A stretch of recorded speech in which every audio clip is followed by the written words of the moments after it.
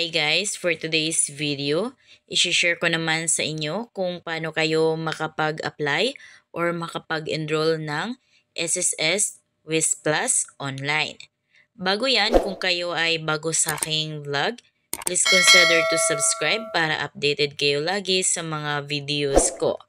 Ngayon guys, nasa mismong SSS website na tayo.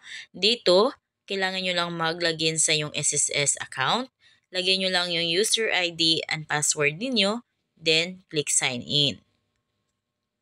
Ayan, nakapag-sign in na tayo, nasa home na tayo. Dito, i-click nyo lang itong services. Under services, pagka-click ninyo, ito yung lalabas, kaya i-click nyo ulit yung services. Pagka-click nyo ulit ng services, lalabas na dyan yung mapagpipilian. So, dito makikita nyo na agad yung Enroll to WIS Plus. Click nyo lang yan. Then, dito makikita nyo na agad na your SSS membership is eligible to enroll in WIS Plus. Dahil yung ibang SSS member guys is hindi eligible for WIS Plus. So, yung mga SSS member na may final benefit at saka yung mga hindi active is hindi pwede sumali sa WIS Plus. So, dito, bago kayo mag-apply dito sa WIS Plus, kailangan alam nyo yung terms and conditions ni SSS. Click nyo yan. Then, dito, makikita nyo yung may naka-color blue na open. Click nyo lang yan. Then, makita nyo dyan, download. Click nyo yung download. Then, PDF viewer nyo. Open nyo lang yung files. Ito yung terms and conditions ni SSS for the WIS Plus program. So, dito guys, basahin nyo yung mga gusto nyong malaman dito. So, andito na lahat ng mga gusto ninyong malaman sa WIS Plus. So, balik na kayo sa SSS website. Ayan, balik tayo dito. Click nyo na itong accept. Pag-click nyo yung accept, nakalagay na agad yung ganito. Congratulations, you have successfully enrolled in the WIS Plus. So, nakalagay dito, your membership in the program will take effect once you pay your first WIS Plus contribution. Please generate your reference number or PRN before paying your contribution. So, ayan, mag-generate na tayo ng ating WIS Plus. Ngayon, click natin itong close. Ngayon, check ulit natin yung WIS Plus natin. Click natin itong services. Click ulit services. Click nyo itong Enroll to WIS Plus. Ayan, so ang nakalagay guys is ganito na. SSS member is already enrolled in the WIS Plus. So, paano naman tayo makapag-generate ng payment reference number para makapagbayad tayo sa ating WIS Plus? So, dito, click natin tong payment reference number or PRN. Then, ganito ang lalabas. Kung kaya, i-click nyo ulit tong PRN. Then, lalabas na dyan yung contributions. Click nyo yung contributions. Then, under contributions, click nyo itong generate PRN. Ayan, pag once na kayo ay employed, so walang nakalagay na payment reference number dito. Click nyo lang yung generate PRN. Dito naman, makikita nyo yung status ninyo or membership type. Click natin yan. Ayan, so dito guys, pwede kayong makasali sa WIS Plus, kayo man ay employed, voluntary, OFW, or kaya self-employed. So, dahil itong account na ito is employed, ayan, wag lang natin yung baguhin, employed lang yan.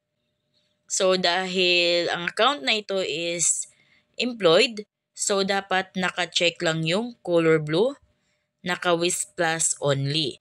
Dahil kung kayo ay employed, ang nagbabayad ng inyong SSS contribution monthly is yung employer ninyo. Kung kaya dapat naka-WIS Plus only lamang yan.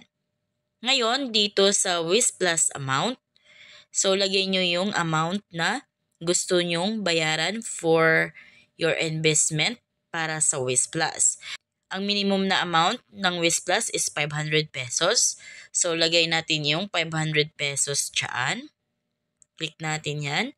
Then, lagay natin 500. Ayan, nalagay na natin. Then, click lang natin itong total amount. Pagka-click natin yung total amount, automatic, lalabas na agad yung total amount. So, ngayon, click nyo na itong submit request. Then, click nyo yung okay. Ayan guys, may payment reference number na tayo. So, sa month ito ng March. Ngayon, click na natin itong back to PRN list. Ayan, so as you can see, may payment reference number na tayo sa buwan ng March. At saka ito ay Wiz Plus amount of 500 pesos. So, ngayon, dahil may payment reference number na tayo, pwede na tayong makapagbayad ng ating contribution or investment dito sa Wiz Plus.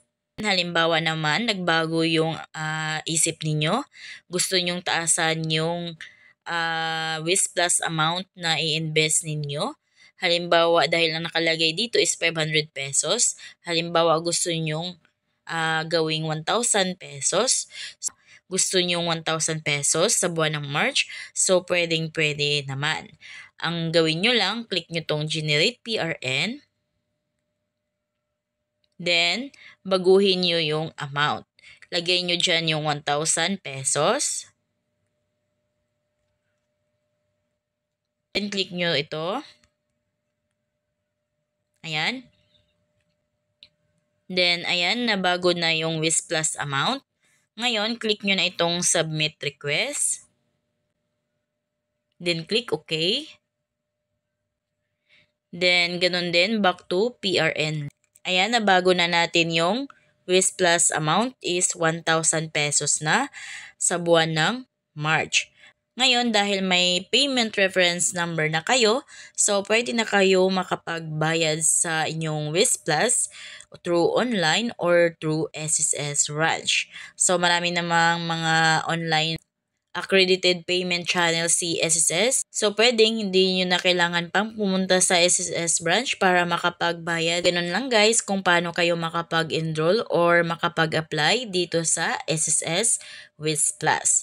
So, kung kayo ay bago sa aking vlog, please consider to subscribe para updated kayo lagi sa mga videos ko. Thank you for watching!